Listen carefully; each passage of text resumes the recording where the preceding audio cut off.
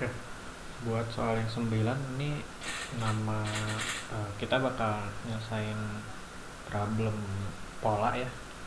Di sini polanya itu adalah pola cross atau pola X. Jadi untuk soal ini biasanya kalau buat soal soal apa sih soal pola gini tuh biasanya kita bakal butuh kayak dua looping lah.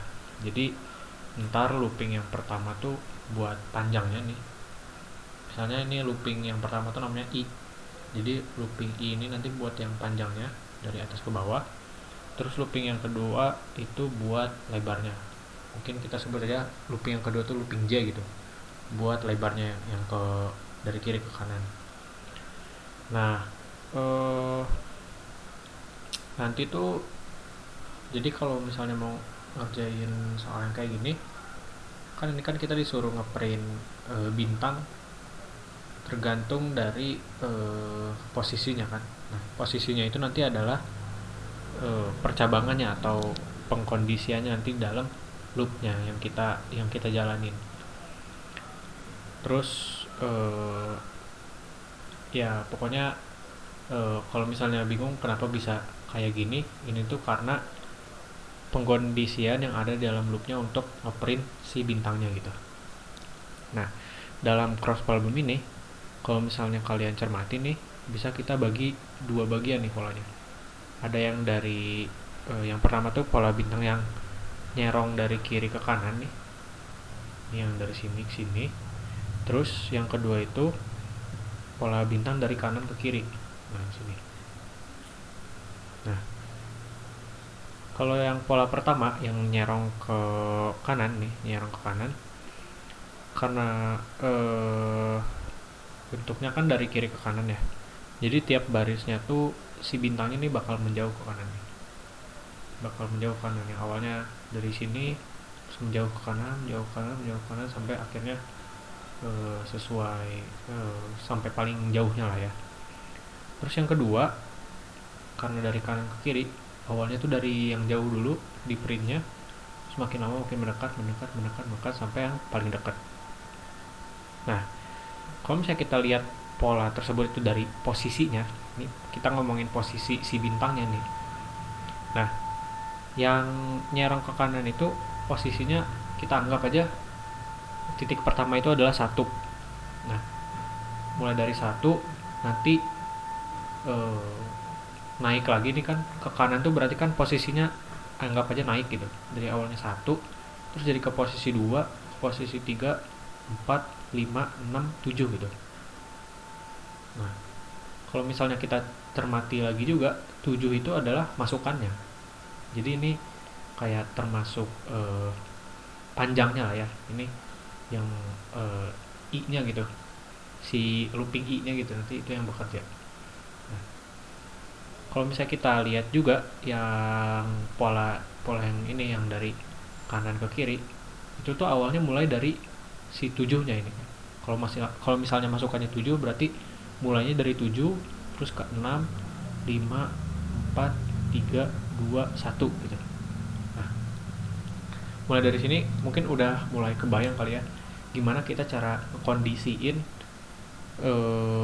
programnya dimana kita bakal ngeprint bintangnya ketika posisinya tuh adalah 1 dan kalau misalnya masukannya N berarti 1 dan N terus 2 dan N-1 terus 3 dengan N-2 dan sampai akhirnya nanti di sini tuh sampai akhirnya N-6 dan di sini tuh adalah 7 gitu atau N-nya sendiri gitu. Nah, mungkin kalau misalnya masih rada bingung, emang soal ini emang rada membingungkan sih, maksudnya soal pola kayak gini tuh emang rada bikin bingung, cuman kalau misalnya ngelihat pseudocode-nya mungkin lebih rada ngerti gitu. Nah, pertama kita bikin dulu nih si N-nya. N-nya tuh adalah misalnya itu tuh buat inputannya ya. Inputan bakal ada berapa baris nanti si polanya. Terus I sama J ini buat iterasi si loopingnya nanti.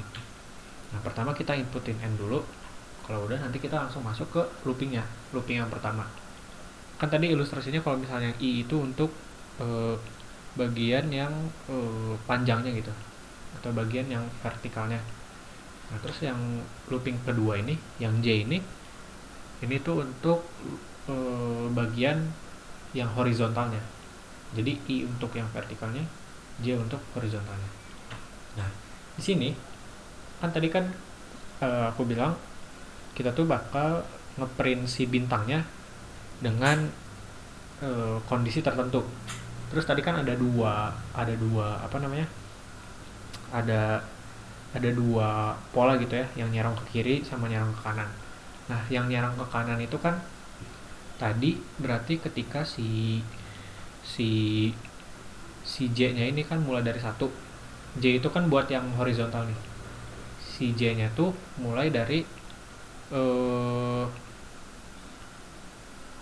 si J-nya tuh sama dengan si I-nya gitu. Karena kan I-nya itu nanti yang awalnya 1 sampai N. Nah, nilai I-nya ini nanti bakal bertambah terus kan dari 1, 2, 3, 4, 5 sekian sampai N. Nah, yang J sama dengan I ini juga sejalan gitu sama yang udah kita telaah tadi kan, yang nyerong ke kanan itu sesuai dengan yang ya dengan I-nya ini gitu.